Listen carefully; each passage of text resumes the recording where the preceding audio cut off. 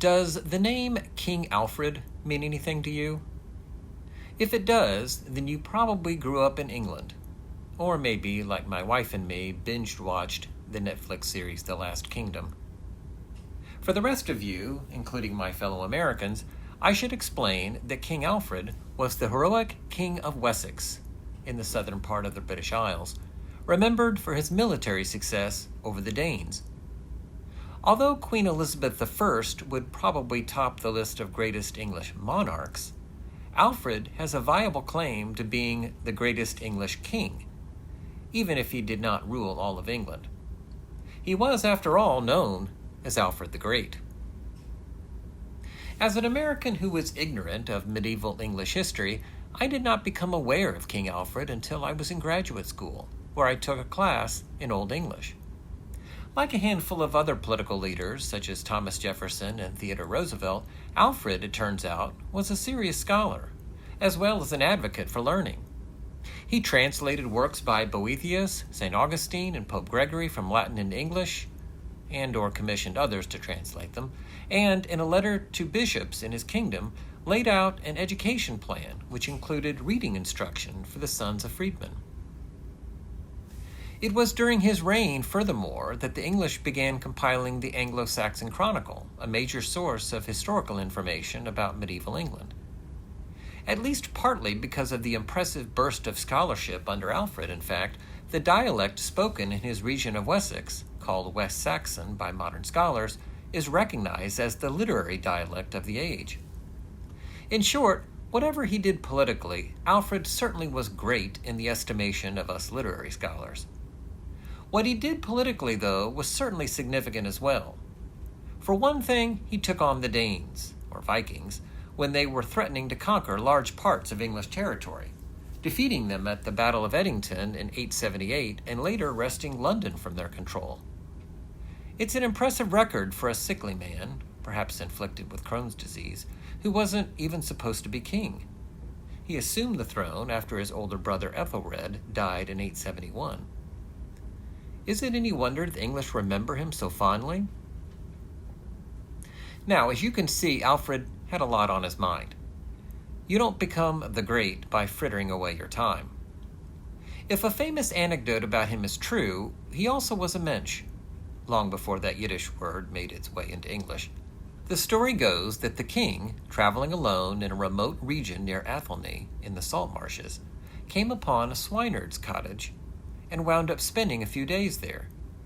With no access to Netflix, the swineherd's wife didn't have the benefit of having watched The Last Kingdom, so she didn't recognize this stranger in her house as the king. Now, like countless homemakers over the millennia, this woman had too much to do and not enough time to do it, apparently, and she left some cakes, actually loaves of bannock bread, baking, only to smell them burning a moment later. "Look here, man," she reportedly said to Alfred. "You hesitate to turn the loaves which you see to be burning, yet you're quite happy to eat them when they come warm from the oven." Poor Alfred, scenes from The Little Red Hen surely running through his addled mind, took the abuse and got to work tending the loaves. Ah, Alfred, you had one job. Actually, let's be fair, he did have one job, being king, and he did it well enough to get the great tacked onto his name, more than most of us can claim. Still, he blew it this time, and he knew it. In this version of the story, the first known version as recorded in something called The Life of St. Neot, and in every other version I have located, Alfred never reveals his identity. This is the master stroke of the story because of what it says about Alfred. He's humble, respectful. He could have wielded his power to have her locked up, I would think, or at the very least humbled her by saying with appropriate bluster, "Do you know who I am?" As we can imagine a modern celebrity doing when, say, she doesn't get the best table in the restaurant. Instead, he took his lumps and focused on those cakes. By the way, let's give his grace a little grace. He may not have had an oven or even a pan. Food historian Neil Buttery explains, cast iron equipment such as griddles or waffle irons were expensive, so many had to bake little cakes of ground cereal grain, wheat, rye, or oats, directly into the embers of their fires. Baking these cakes required both an eagle eye and excellent judgment. The outside needed to be just scorched, and the inside fluffy and warm. I've never tried to bake bread this way, or for that matter any other way, and I'm thinking Alfred should be forgiven, especially since, remember, he had a lot on his mind. What with his kingdom under attack and all. Alfred, I'm with you, brother.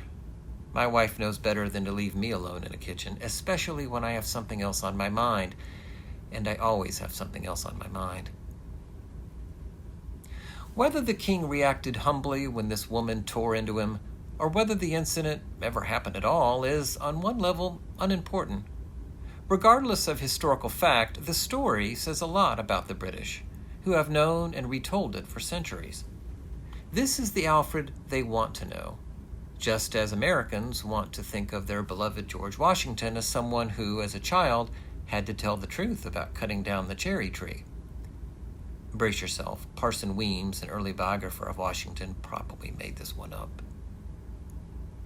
That's the power of story. It can capture the values of an entire nation, serving to bind and inspire thousands or millions of people. Now, if you'll excuse me, I think I have something else I'm supposed to be doing. I'm going to go check the oven.